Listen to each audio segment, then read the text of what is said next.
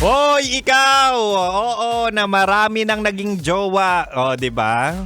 Pero ni isa ron, walang tumagal. Di ba? Walang tumatagal sa'yo.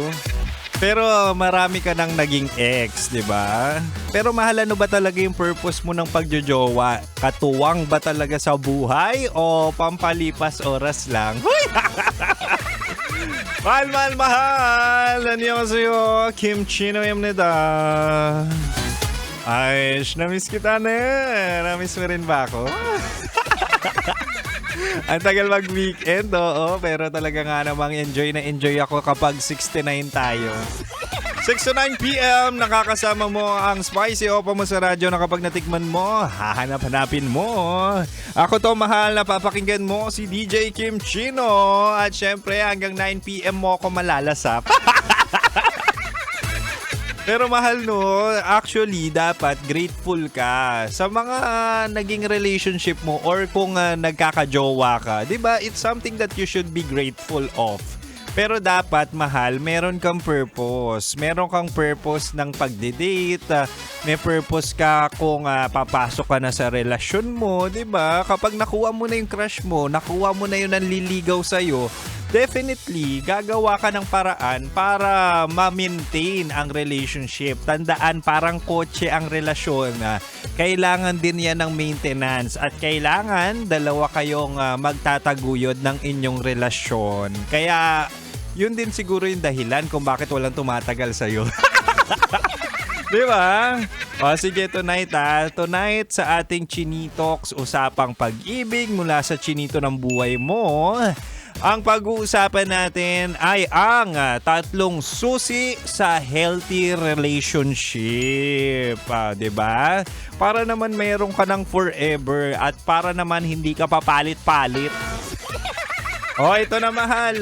Umpisa na natin. Unang susi sa healthy relationship ay it's communication. Lagi kong sinasabi na napaka-importante ng komunikasyon sa lahat ng aspeto at lalong-lalo na sa pag-ibig.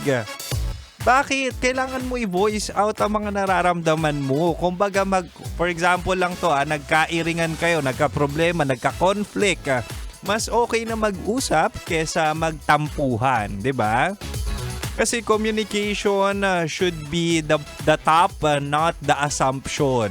Yan yung mga sinasabi natin na hindi manghuhula yung partner mo. Kaya sabihin mo kapag may problema, sabihin mo kapag na-offend ka. Hindi yung hindi ka iimik, silent treatment. Kaya ang ending talaga nga naman nagkakabwisitan kayo.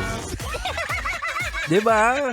Actually, communication also, nakakaiwas yan sa tampuhan at misunderstanding kasi hindi lahat ng tahimik okay, diba?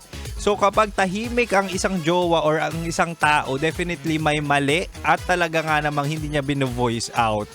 So much better na i-clarify nyo na, much better na isettle with voicing out or communicating with each other. Na imbis na ang pride ang pairalin mo ay talaga nga namang ibaba mo na yan, 'di ba? Ibaba mo na yung pride mo para tumagal ang inyong relasyon at talaga nga namang masabi agad kung mali, kung may mali, 'di ba? Talk it out, don't walk out. Walang naaayos talaga sa silent treatment. Yung silent treatment na yan ang dahilan kung bakit si Kim Chino ay single ngayon. Yung ex ko, talaga nga naman na ginamitan niya ako ng silent treatment. Ako kasi, mahal, hindi kasi ganun kahaba ang pasensya ko. So kung hindi mo ako kinakausap, ay nako, mas okay pang maghanap na lang tayo ng bago para sa isa't isa. Huwag mo akong tahimikan dyan. Anyway, mahal, meron pa akong 2 susi dito. 2 susi sa healthy relationship. At hanggang 9 p.m. pa si Kim Chino sa kanyang Chinitox. Kaya naman, mahal, manatiling nakatutok dito lang sa 90.7 Love Radio. Kailangan ba bang i-memorize yan? Basic.